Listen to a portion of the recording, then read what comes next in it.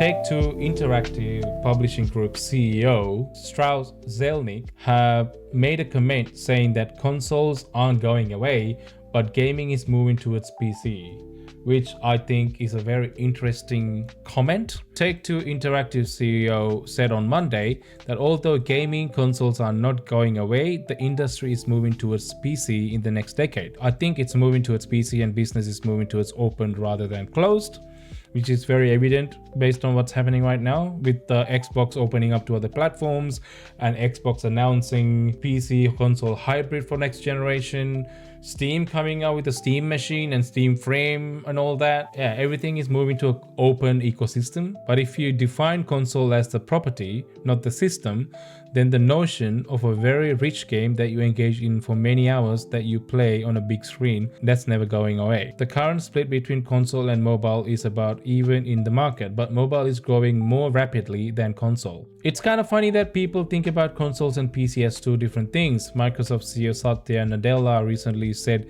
in an interview with TBPN, "We built a console because we wanted to build a better PC, which could then perform for gaming. I kind of want to revisit some of that conventional wisdom." He's got a fair point here. With the console, the invention of a console meant that it also got rid of the inconveniences of a PC.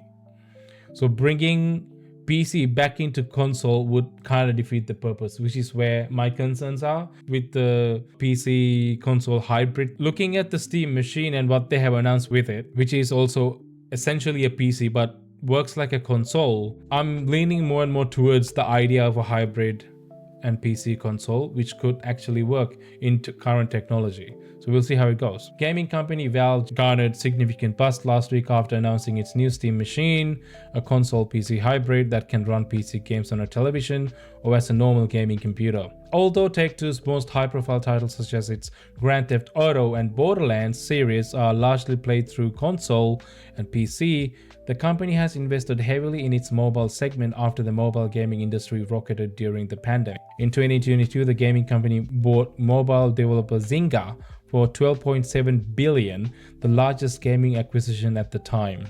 I think this has been topped now by EA acquisition, I think, which is like $55 billion. The lofty purchase has since paid off, with Take-Two's mobile division leading the company's revenue during the second quarter despite the release of the notable titles including Borderlands 4, NBA 2K26 and Mafia: The Old Country. Mobile games from developers like Zynga, Rollic and Nordeus accounted for 46% of Take-Two's net revenue during the quarter, while console slightly less at 41%.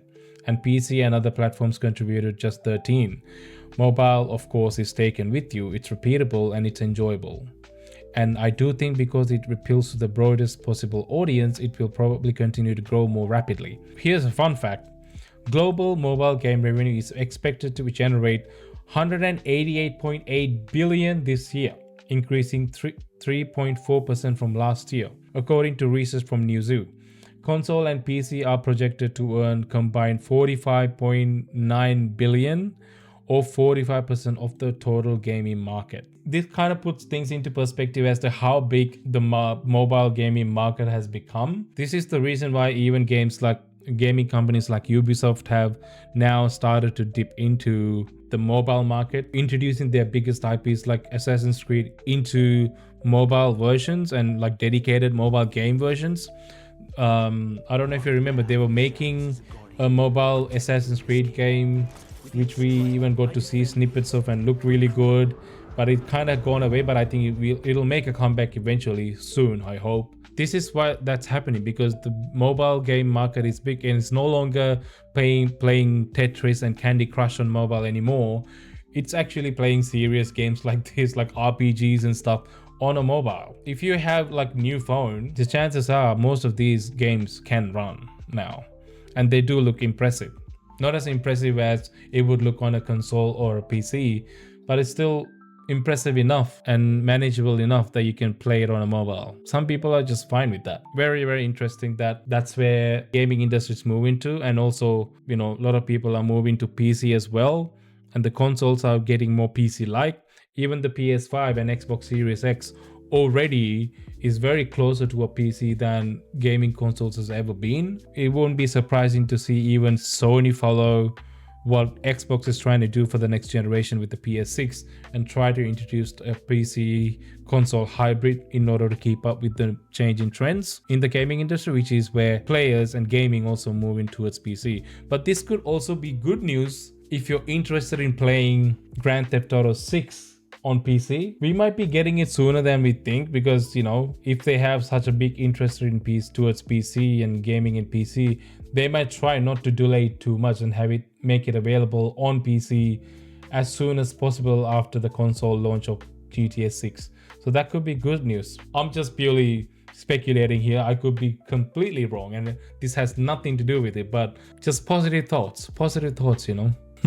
If you think that gaming is actually moving towards PCs, or is it actually moving away, or is it moving completely towards mobile, and gaming as we know it is going to be dead in a decade? Whatever you think, let me know in the comments down below.